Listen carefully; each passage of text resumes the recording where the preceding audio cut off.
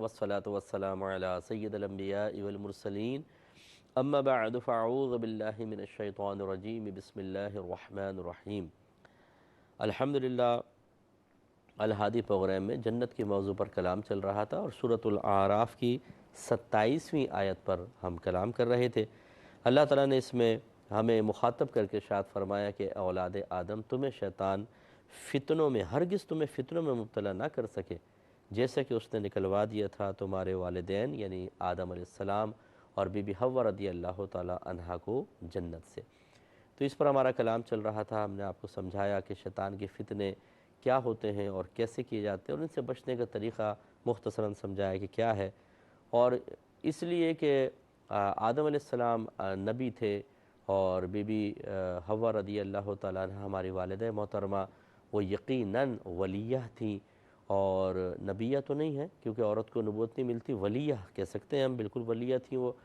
اور اس کے باوجود شیطان نے ایسا روپ اختیار کیا، اس انداز سے اس نے ان کے سامنے گزارشات پیش کی کہ آپ لوگ اس کے مشوروں کو قبول کر بیٹھے، اور یہ سوچا کہ اللہ نے حکم نہیں دیا تھا، مشورہ دیا تھا، اور مشورہ آپ کو پتہ ہے مستحب ہوتا ہے پورا کرنا، اگر کریں تو ٹھیک ہے، نہیں کریں تو گناہ بھی نہیں۔ تو یہ ایک اجتہادی خطا ہوئی، لیکن شیطان نے اپنا کام کروایا اور پھر آدم علیہ السلام دنیا میں تشریف لائے۔ تو یہ اللہ تعالیٰ نے ایک مثال دے کر سمجھائی، اور یہ میں اب آپ سے گزارش کرتا ہوں۔ تو پھر آپ اور میں کیا ہے، سوچئے کہ ہم نبی تو نہیں ہیں، ہم تو غیر نبی ہیں، تو پھر ہمیں یہ کیا کچھ نہیں کر سکتا اور کتنے آسانی سے بہکا سکتا ہے۔ لیکن یہ کوئی عذر نہیں ہے کہ میں یہ کہوں یا آپ یہ کہیں کہ جی ہم تو نبی نہیں ہیں تو ہم سے ہو جائے تو کیا مسئلہ ہے۔ نہیں، میں نے پہلے آپ کو سمجھایا آدم علیہ السلام سے جو کچھ ہوا وہ اجتہادی خطا تھی، وہ گناہ نہیں تھا، اور ہمیں اللہ تبارک و تعالیٰ نے قرآن کے ذریعے، حدیث کے ذریعے سب چیزیں واضح طور پہ بتا دی ہیں۔ اب اگر آپ اور ہم شیطان کا کہنا مانیں گے تو یہ ہمارا قصور ہے، اور ہمیں ہمت کرنی ہوگی، اس سے مقابلہ کرنا ہوگا۔ تو اس لیے لیکن ڈر اور خوف کی بات یہ ہے کہ ایک تو یہ نظر نہیں آتا، دوسرا ہمیں نہیں پتہ چلتا یہ کیا سوچ رہا ہے، اور اسے پتہ ہے کہ ہم کیا ارادہ کر رہے ہیں، کیا سوچ رہے ہیں، کیا ہماری نیتیں ہیں، عمل سے پہلے جان لیتا ہے۔ اور پھر سفاک دشمن ہے، بے رحم، اسے رحم نہیں آتا بالکل، اور سب سے بڑی بات یہ ایمان کا دشمن ہے۔ نیک عمل کا ترک کروانا اس کے لیے کوئی اتنا بڑا مسئلہ نہیں ہے، یہ اصل چاہتا ہے کہ ہمارا ایمان تباہ ہو جائے تاکہ اس کے بعد ہم ہمیشہ ہمیشہ جہنم میں رہیں۔ اس کی وجہ کیونکہ اگر دیکھیں نا، نیک عمل کرتا ہے کوئی انسان، ایمان بچ جاتا ہے، تھوڑی بہت چلیں برائیاں بھی ہو گئیں، اللہ ناراض بھی ہوا، جہنم میں چلے جائے گا لیکن جنت میں ضرور آئے گا۔ لیکن اگر ایمان تباہ ہو گیا تو پھر شیطان کے ساتھ ہمیشہ ہمیشہ جہنم میں رہنا پڑے گا۔ تو اس لیے شیطان کی خواہش ہوتی ہے کسی طریقے سے انسان کے ایمان کو تباہ کر دے۔ اب یہ جو ہمارے معاشرے میں کم علم اسلامی بھائی بہن ہوتے ہیں، ہمارے دینی بھائی بہن ہیں، مذہب سے تعلق رکھنے والے ہیں، یہ ہوتا یہ ہے کہ علم سیکھتے نہیں ہیں، تربیت ہماری ہوتی نہیں ہے، اور شیطان اور نفس کے بہکائے میں آ کر وہ کام کر جاتے ہیں کہ جس سے ایمان کی تباہی ہوتی ہے۔ جیسے کلمات کفر آپ لے لیں، نبی کریم صلی اللہ علیہ وسلم نے واضح طور پہ فرمایا کہ آخری زمانے میں ایک شخص صبح ایمان کی حالت میں کرے گا لیکن شام کفر کی حالت میں ہوگی، اور بعض شام ایمان کی حالت میں کریں گے اور صبح کافر ہو جائیں گے۔ اور اس کی وجہ کیا ہے؟ یہی امور۔ اسی طرح ایک سرکار نے جو فرمان میں نے آپ کو عرض کیا تھا کہ بعض اوقات انسان اپنی زبان سے کوئی ایسا جملہ نکالتا ہے کہ اسے اس جملے کی اہمیت کا احساس بھی نہیں ہوتا، لیکن وہی جملہ اس کے لیے جہنم میں جانے کا سبب بن جاتا ہے۔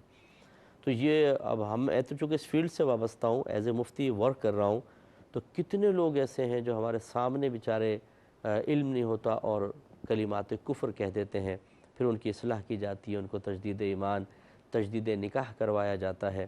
اس لیے ذرا تھوڑا سا ہمیں توجہ کرنی چاہیے کہ شیطان یہ چھوڑے گا نہیں، یہ بے رحم دشمن ہے، یہ ضرور آپ کے میرے ایمان کو ٹارگٹ بنا کر کام کر رہا ہے۔ اب اگر ہم ایمان بچا کر لے جائیں اللہ کے کرم سے تو یہ اللہ کی مہربانی ہے، لیکن جو ہمیں اللہ نے مکلف بنایا ہے نیک عمل کرنے کا اور گناہوں سے بچنے کا، ہمیں اس کے بارے میں خود سوچتا ہوگا۔ اور آگے دیکھیے اللہ تعالیٰ نے فرمایا کہ اِنَّهُ يَرَاكُمْ هُوَ وَقَبِيلُهُ مِنْ حَيْثُ لَا تَرَوْنَهُمْ، کہ بے شک یہ شیطان اور اس کا قبیلہ تمہیں اس جگہ سے دیکھتے ہیں جہاں سے تم انہیں نہیں دیکھ سکتے۔ اس کی وجہ یہ ہے کہ یہ جسم لطیفہ اور ہوائیہ رکھتے ہیں۔ جسم لطیف اسے کہتے ہیں کہ جس کے آر پار دیکھ سکیں اور ہاتھ ڈالیں تو ہاتھ اندر سے گزر جائے، جیسے لائٹ میرے چہرے پہ پڑ رہی ہے، اب میں لائٹ میں سے دیکھیں ہاتھ بھی گزر رہا ہے اور میں اس کے آر پار دیکھ بھی سکتا ہوں، ایسے ہوتے ہیں جنات۔ تو اب ایسی شکل میں ہوا کی طرح اڑ رہے ہیں ابھی، تو یہ اڑ رہے ہیں اور آتے جاتے ہیں، نظر ہی نہیں آتے۔ تو یہ زیادہ خطرناک مسئلہ ہے۔ اللہ تعالیٰ نے واضح فرمایا کہ یہ ایسی جگہ سے تمہیں دیکھتے ہیں کہ تم انہیں نہیں دیکھ سکتے، اللہ نے اس کو پوشیدہ رکھا، یہ اس لیے اور زیادہ خطرناک ہو جاتا ہے۔ تو اس لیے اب آخری حدیث کی آیت کے حصے سے ذرا تھوڑا سا ہمیں مزید اپنے آپ کو جھنجھوڑنا چاہیے اور اپنے بارے میں غور کرنا چاہیے کہ اللہ تعالیٰ فرماتا ہے کہ اِنَّا جَعَلْنَا الشَّيَاطِينَ أَوْلِيَاءَ لِلَّذِينَ لَا يُؤْمِنُونَ، بے شک ہم نے شیاطین کو ان کا دوست بنا دیا ہے جو ایمان نہیں رکھتے ہیں۔ دوست بنانے کا مطلب کیا ہے کہ اللہ تعالیٰ نے شیطان کی چالیں اور شیطان کی گرفت آسان کر دی ہے ان کے لیے، کیونکہ ان کے پاس مذہب نہیں ہے، ان کے پاس تعلیم نہیں ہے۔ غیر مسلمین فوراً شیطانی وسوسوں کو قبول کر لیتے ہیں، پروٹیکشن کے لیے تو کچھ ہوتا نہیں ہے۔ وہ وہیں پر بچتے ہوئے نظر آئیں گے جہاں پر ملکی قانون ایسا ہو کہ اگر یہ کام کرو گے تو یہ سزا ملے گی، جیسے زنا بالجبر کا مسئلہ ہے، یا بہت زیادہ ڈرنک کرنا یا ڈرنک کر کے گاڑی چلانا۔ تو اس سے وہ اس لیے نہیں رکتے کہ وہ شیطان سے مقابلہ کرنا چاہتے ہیں، وہ اس لیے کہ اس پہ سزا ملے گی، تو اس لیے وہ بچ جاتے ہیں۔ تو اللہ تبارک و تعالیٰ نے جب شیطان کے لیے ان کو بہکانا آسان کر دیا، تو ملکی قوانین سے ہٹ کر پھر آپ دیکھیں شراب نوشی کرنا، اگر باہم رضامندی ہے تو کہتے ہیں زنا صحیح ہے، زنا کرنا، بغیر نکاح کے ساتھ رہنا، اور بہت سارے امور باہر کے ملکوں میں ہو رہے ہیں۔ تو یہ ہے دوستی کہ اللہ تعالیٰ نے شیطان کے لیے ان پر گرفت کرنا آسان کر دیا، تو شیطان ان کے قریب رہتا ہے، قریب وہی ہوتا ہے جو دوست ہوتا ہے۔ تو اس لیے اس کا مطلب یہ ہوا، میں نے آپ کو اس سے پہلے والے پروگرام میں سمجھانے کی تھوڑے سے جملہ عرض کیا تھا کہ اصل تو اللہ نے فرما رہا ہے کہ میں نے غیر مسلمین کے لیے شیطان کو دوست بنایا، لیکن آپ تھوڑا سا اور فرمائے کہ جو ان کے طریقے پہ چلے گا شیطان ان کے بھی قریب ہوتا ہے۔ مثال کے طور پہ ایک مسلمان ہے لیکن وہ گناہ کر رہا ہے اعلانیہ طور پر یا پوشیدہ طور پر گناہ کرتا ہے، تو شیطان اس کے قریب رہتا ہے، پھر شیطان مانوس ہو جاتا ہے۔ جب آپ کسی ہم جنس کے طرح کا عمل کرتے ہیں تو وہ آپ سے مانوس ہوگا۔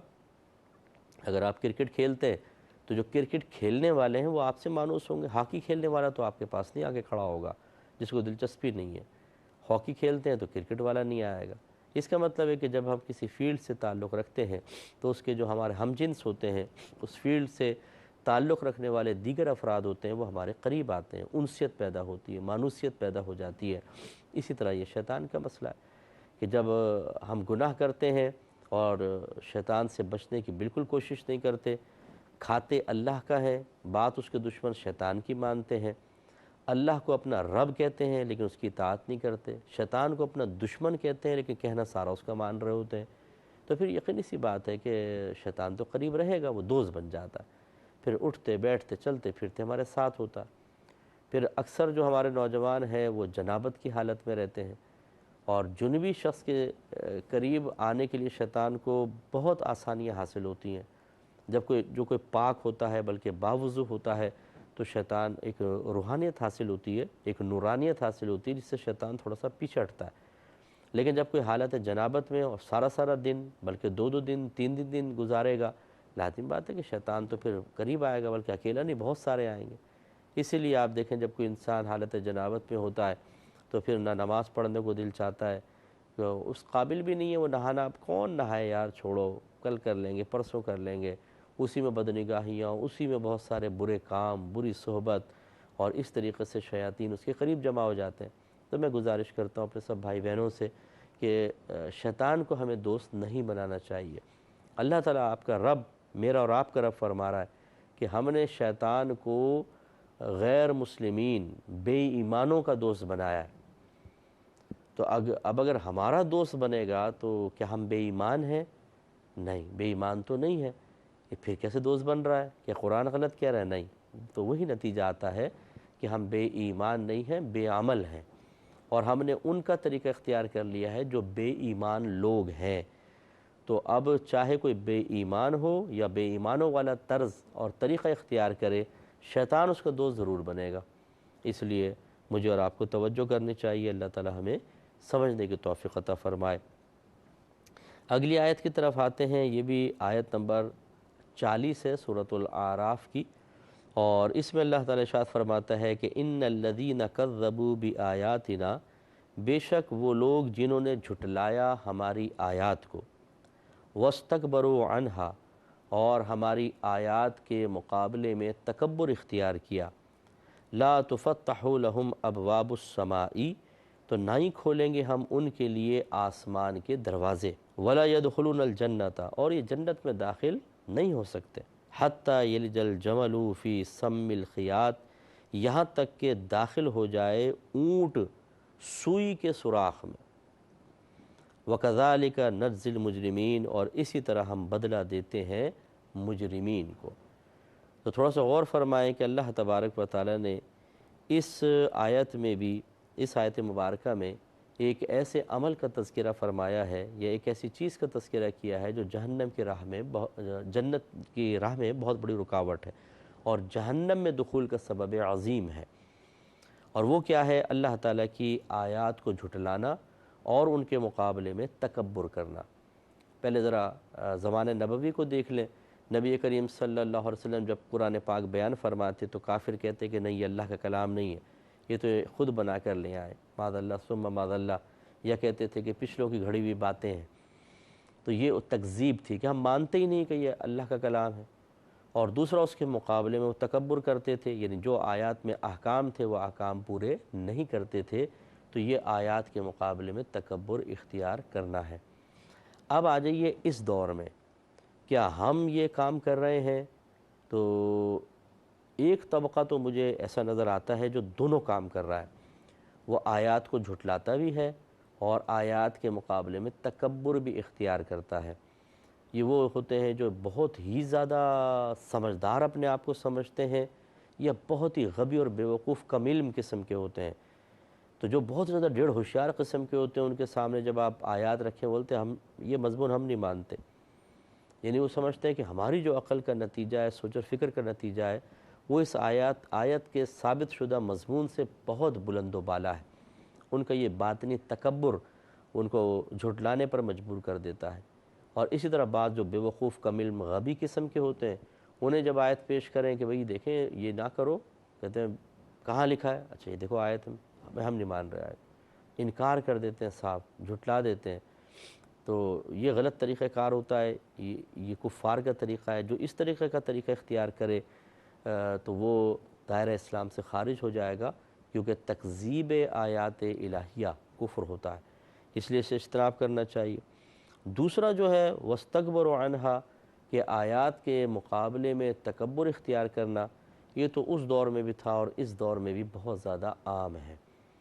کیونکہ جب کوئی حکم ہمارے سامنے آتا ہے، قرآنی حکم، اور ہم اس حکم کو نہیں مانتے ہیں، تو نہ ماننا دو طرح، ایک ہے اظہار تکبر کے ساتھ کہ نہیں میں نہیں مانتا، ایسا تو ہمارے مسلمان بھائی نہیں کرتے ہیں، لیکن یوں ضرور ہے کہ جب کوئی حکم پیش کیا جاتا ہے تو تھوڑا نادم بھی ہوتے ہیں، شرمندہ بھی ہوتے ہیں، اظہار ندامت بھی ہوتی ہے، لیکن پورا نہیں کرتے۔ یاد رکھیں کہ یہ آیات کے مقابلے میں ایک طرح کا تکبر اختیار کرنا ہی ہے۔ میں آپ کو ایک بات سمجھاتا ہوں، ایک طریقے سے سمجھاتا ہوں۔ مثلا آپ کے والد صاحب کہتے ہیں کہ بیٹا پانی لے کر آؤ، تو آپ اٹھتے ہی نہیں ہیں، تو آپ بتائیے کہ آپ نے والد صاحب کی عزت میں اضافہ کیا ہے یا ان کی توہین تحقیر کے مرتکب ہوئے ہیں؟ لازمات ہے توہین تحقیر کے۔ اور ایک عام آدمی سے بھی پوچھ لیجئے کہ آپ کا یہ عمل عاجزی ہے یا تکبر ہے، تو وہ فوراً کہے گا تکبر ہے، کیونکہ بڑے کے حکم کے جواب میں اس حکم کو ٹالنا اور غلط رویہ اختیار کرنا یہ علامات تکبر میں سے ہے۔ تو کوئی بھی اس کو ایسا نہیں کہے گا یہ تکبر نہیں۔ اس طرح اگر ٹیچر اپنے اسٹوڈنٹ کو کہتا ہے کھڑے ہو جاؤ اور وہ نہیں کھڑا ہوتا، انا کا مسئلہ بنا لیتا ہے، تو کس وجہ سے ہوا؟ تکبر کی وجہ سے۔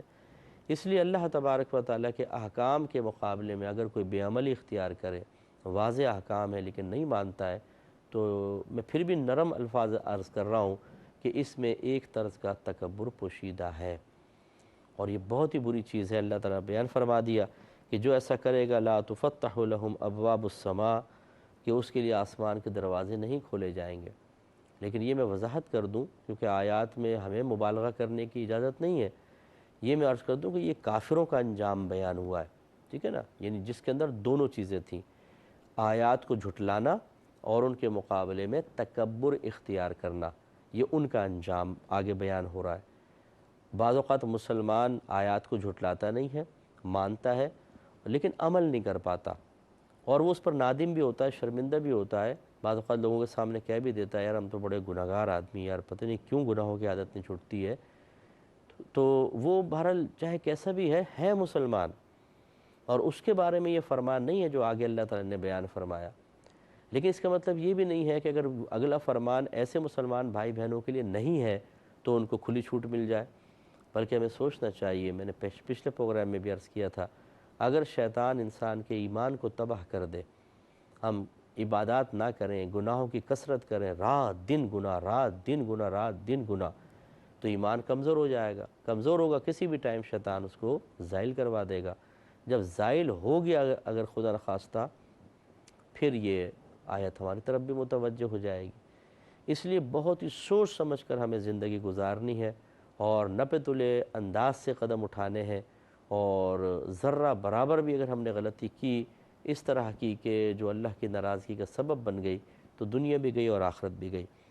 تو پہلے یہ کافروں کا انجام دیکھ لیں، پھر ہم تھوڑا سا اس پہ بات مزید کریں گے کہ اللہ تعالیٰ فرماتا ہے ان کے لیے آسمان کے دروازے نہیں کھولے جائیں گے۔ یہ کب نہیں کھولے جائیں گے؟ جب یہ مرے گا، تو مرتا ہے تو روح پھر عرش الہی کی طرف جاتی ہے، تو جو مومن ہوتی ہے اس کی روح تو چلتی چلی جاتی ہے، لیکن کافر کی روح کو پھینک دیا جاتا ہے۔ اس پر میں کلام کروں گا نیکسٹ پروگرام میں۔ وآخر دعوانا ان الحمد للہ رب العالمین۔